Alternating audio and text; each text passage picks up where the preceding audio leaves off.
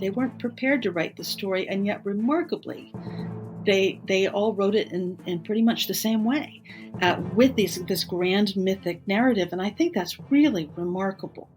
Welcome to Journalism History, a podcast that rips out the pages of your history books to re-examine the stories you thought you knew, and the ones you were never told.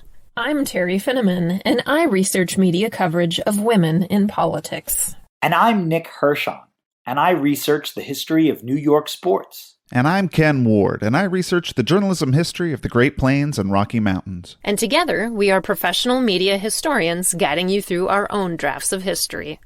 Transcripts of the show are available at journalism-history.org/podcast. This episode is sponsored by Taylor and Francis, the publisher of our academic journal, Journalism History. They're considered American royalty and have fascinated the public now for generations.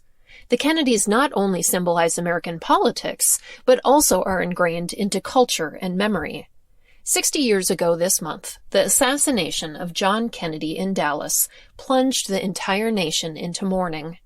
And nearly 25 years ago, the tragic death of John Kennedy Jr. shocked the country again. In today's episode, we visit with Carolyn Kitch of Temple University about her article, A Death in the American Family: Myth, Memory, and National Values in the Media Mourning of John F. Kennedy Jr., to understand the role of the media in constructing the Kennedy legacy. Carolyn, welcome to the show. Your article examines the coverage of JFK Jr.'s death as a case study in the mythic dimensions and purposes of journalism, and as a defining moment in a larger American story that retains cultural currency even today. It's interesting to me that the assassination of his father is labeled as one of the biggest moments in journalism history. Yet not many of our journalism history colleagues have studied the Kennedys in the media. So why did you want to do that? Well, I should start by saying I'm not sure that the Kennedy story is as culturally powerful or well-known today as it was at the end of the 20th century when JFK Jr. died and when I wrote the article. But there still is a cultural appeal of mythic ideas or very grand narratives of destiny and tragedy and fate. And when it was published, my article was in the same time period as JFK Jr.'s death itself. And so at the time, it wasn't a historical study. It seems historical now. But at the time, it was a study of how national magazines articulated national memory, extending the memory that news media had constructed in 1963 when his father was killed. And actually, one of the first book-length studies, American studies, of journalism's role in constructing collective memory was Barbie Zellizer's 1992 book, Covering the Body, which was about the JFK assassination and about how journalists then just repeatedly revisited it over time in a way that made them central actors of that story. And sort of gave them the authority to keep retelling that story. And that book, for those of us who study journalism and memory, that book is a foundational study. At the time, I also was doing another project that involved studying magazine tributes to dead celebrities. And the death of JFK Jr. falls into that category as well. Your study focuses on news magazines. Before we talk about JFK Jr., let's talk about Life magazine and the role that it played in creating Kennedy mythology after the assassination. Life magazine played a huge role in creating that mythology. And, we have to understand that this has been forgotten, but in the 1960s, Life magazine was a hugely influential periodical. It was I believe the highest circulation magazine in the United States and maybe the world. It had a weekly circulation of 8 million readers, and that was paid circulation. So it had a wide reach and it was really influential. And what most people remember is the picture, the image of a little 3-year-old boy, JFK Jr., John, saluting his father's casket. during the funeral, and that was on television too. I mean, there are moving images of this, but what's remembered is the still image, and has been republished over and over and over. The still image that initially appeared in Life magazine. And the other thing that was in that same issue of Life, the tribute to the dead president, was an article by T.H. White, who was a journalist and a presidential historian and the author of a book called The Once and Future King that was about King Arthur. And Jackie, and also Camelot had just ended its initial Broadway run when the president was killed. And Jackie said in the interview, well, that was his favorite musical, and in fact, this is how I will remember his presidency as a great shining moment in American history. And there's currently a revival of Camelot on Broadway at Lincoln Center, and it reminded me that, even though it has lovely songs that everybody knows, Camelot is a tragedy. And in fact, King Arthur only wishes that his kingdom is an ideal place. He's betrayed by nearly everybody around him. But Jackie's comparison of his presidency to Camelot, created this false impression, really, that the early 1960s were a golden time in America, a better America that was tragically lost. And for the next 40 years, journalists repeated this and even quoted the lyrics of the song Camelot every time they revisited the story of the assassination. They aided that false nostalgia for the early 60s, not the late 60s, the early 60s, as an ideal time, which it was for white men, the journalists, but not so much for women or Black Americans and many other Americans.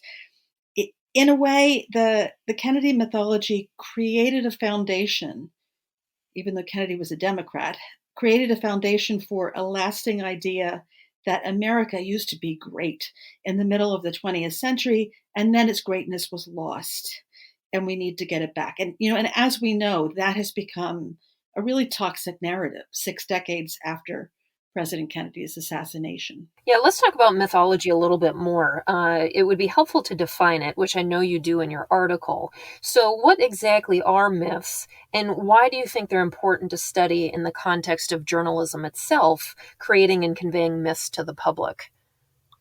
As I'm using the word, I don't mean that a myth is a lie. I use it to mean sort of a structure, a narrative structure. It's a powerful narrative that has survived through time, that comes from the broader culture, but emerges in journalism, as well as other kinds of cultural forms. It's a useful way of making sense of stuff that doesn't make sense, a senseless event, an unexpected event. And in this case, thanks to T.H. White and Jackie Kennedy, we've got King Arthur, right? King Arthur's Knights of the Round Table are one example. That myth is similar to Don Quixote, the foolish but ideal person tilting at windmills.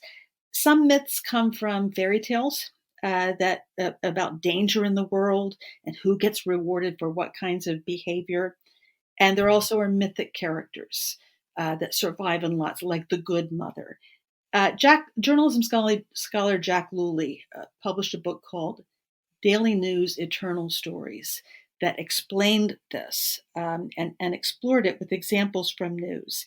And his point is that we all grow up learning about these kinds of stories and symbols, even though we don't consciously think about it when we recognize them. Journalists don't usually intend to structure stories based on myth. They do it because they grow up with these stories too. They grow up in the same culture. And those kinds of narratives do offer an explanatory framework for news, especially big news and distressing news. That said, the coverage of JFK Jr.'s death in 1999, journalists did explicitly use the word myth. In July 1999, John Kennedy Jr., his wife Carolyn, and her sister Lauren died in a plane crash. He was 38 years old. You studied how News Weekly magazines covered this and provide interesting context that they published on Mondays, these magazines, and were about wrapped up with their issues when his plane went missing on a Saturday morning, essentially leading them to have to stop the presses and start over again. So, why did you want to study magazine coverage in particular of this incident? Well, I think what I'm about to say also would apply to television news coverage. But because of that, they had an incredibly short turnaround time. And this was a super unexpected event. Like these are young people whose plane went down in bad weather. They weren't prepared to write the story, and yet remarkably, they all wrote it in pretty much the same way, with this grand mythic narrative. And I think that's really remarkable. So those circumstances um, reinforce how strong the original Camelot narrative and the Kennedy family tragedy narrative, which was begun in 1963, how strong that American cultural memory still was in 1999, in journalism especially. News magazines also were most likely to treat the story this way because all throughout the 20th century, news magazines routinely published cover stories about the meaning of America and the meaning of American life. This was just something that, as a genre, they did regularly. But this kind of grand mythic language also was in reporting done by the television networks. You found three common patterns in how these magazines covered the death of JFK Jr. So let's discuss each of them. The first is that he served as an echo of his father's promise, invoking nostalgia for the ideals and lost innocence of the 1960s. So, what kind of coverage did they do to illustrate this? Journalists and other public figures who wrote essays that appeared in these magazines said this overtly. They called JFK Jr.'s the nation's son. One of them called him our national survivor. Time called him, and here's the mythology, right? And this is a quote: a hero endowed with a legend. When he was 3 years old, a hero sprung up from tragedy. Again, keep in mind that they've got a 24-hour turnaround time to write these stories. The implication was that he was destined to do something great, but that opportunity was taken from him and was taken away from the country. In fact, JFK Jr. had avoided politics, and it's interesting that his sister Caroline has never been described in those terms. And she lived. With regard to she also is a diplomat. She did go into politics, but with regard to this idea of the lost innocence of the early 1960s, it is specifically the early 1960s that were the focus of that nostalgia by the time JFK Jr. died. And in other words, at the end of the century, the news magazines described a nostalgia in which the later developments of the 60s and 70s, including the civil rights movement, the women's liberation movement, the peace movement, were remembered as bad thing. I'm remembered as sort of part of the loss of a self-assured, unified America. Think about the gender and race implications in that kind of nostalgia. In 1999, that nostalgia was meant for readers, audiences who were, like President Kennedy, young adults in the early 1960s, as well as their children who were old enough to remember the television coverage of his funeral. They were children, but they remembered their parents were upset. They saw something on television. Think about Mad Men, right? That comparison says a lot about what's problematic about the Camelot myth. You also found that magazines framed JFK Jr. as part of a family who stood for the American experience, enduring one tragic sacrifice after another, so that American failures might be redeemed. Talk more about what you found here. Yes, this was the strangest part of the story. The idea that the Kennedy family's history was representative of American history more generally, and therefore stood for everyone, for all of us. They were a very atypical family. But the narrative was that they were immigrants. They had witnessed the major events of the 20th century. Their sons had served in World War II, and they had suffered a lot of family tragedies. Of course, the Kennedy family wasn't at all like most families. They were rich and powerful.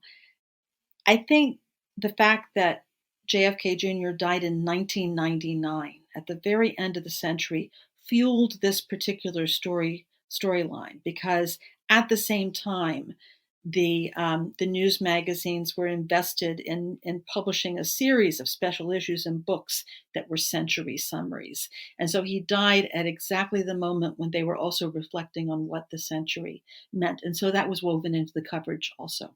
Finally, you found that magazines portrayed JFK Jr. as America itself and that he was a symbol of hope for the nation. Talk a little bit more about that. That third narrative comes from the other two. The idea that he was an extension of his father's promise and that the Kennedy family represented American history. So his life was a symbol of hope that had been, again, cruelly cut short. I have another quote here. U.S. News and World Report's editor said this directly. This is what he wrote. And this is a quote. "America is promise and hope, but here promise was cut short and hope denied." That's a very grand statement about an accidental death. JFK Jr. was the son in this mythological story, and the son is the future. Again, think about his sister, Caroline here. Why was the Kennedy promise denied and cut short with her brother's death? She was still alive. Also, the hope that JFK Jr. offered was explained in terms of how good looking he was and the fact that he had just acquired a wife who seemed as classy as his mother. That wife also died, Carolyn also died on that airplane, as did her sister, as you mentioned. So you can tell that the news magazines, along with other national media, were still to a great extent run and written mainly from the point of view of men in 1999. To me, perhaps the most interesting line of your study is this one, and how journalists play an ever larger responsibility for explaining America, as well as the meaning of America, to Americans and to others. Expand upon what you mean by that. That line is actually a quote from historian Michael Kamen, who was making the argument that whether or not historians like it, most people learn history from the media. And he made that point in the 1990s when media were still mass and their messages flowed in much more of a top-down way than is the case today. Today we have a much more fragmented media landscape, and many mass media companies, including Time Inc., Time Life, have dissolved. But the point is still true. Most people learn history or get their ideas about the past from media, even if mainstream news media are no longer central to that process. I will say that mainstream entertainment media are still playing this role, though, and I find it interesting that of all of the weekly magazines included in my 1999 study of coverage of JFK Jr.'s death, only one of them survives in its original form and is still a weekly, and that's People magazine. When people think about media and the Kennedys, Walter Cronkite is probably top of mind for most. But going through my grandma's drawers, it was magazines about the Kennedys that she had held on to for decades.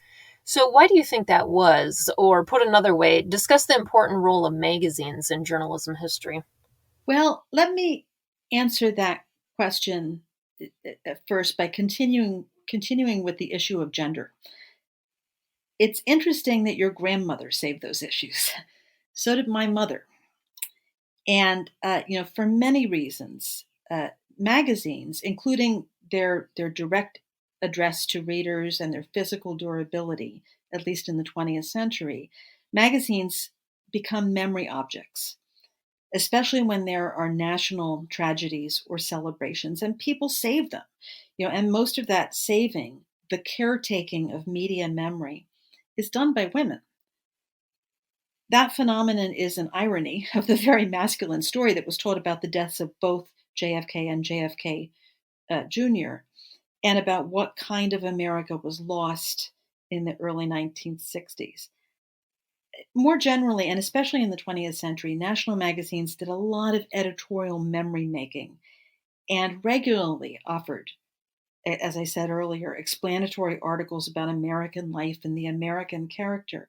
And many readers, I think my mother thought of them this way, many readers saw them as history books, as instruction manuals about how to live an ideal American life. Finally, people save magazines for the same reason that they save other keepsake stuff, to remember who they were and how they felt at the time that particular events happened. And then our final question of the show is, why does journalism history matter?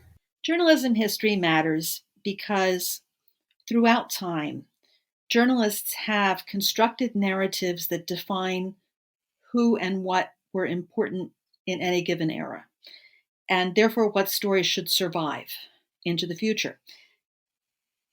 Those constructions happened within the political and cultural context of those past eras, but that's also true of journalism today. This is a moment in history as well. So this is the relationship between history and memory. The news narratives that survive into the future contain a lot of factual information about past events, but they also leave a lot out. So what gets lost? What can be recovered? And under what circumstances? And those are questions of memory studies. This relationship is what fascinates me and is kind of runs through all of my work. It's what motivates me to do research that is about both media history and memory studies.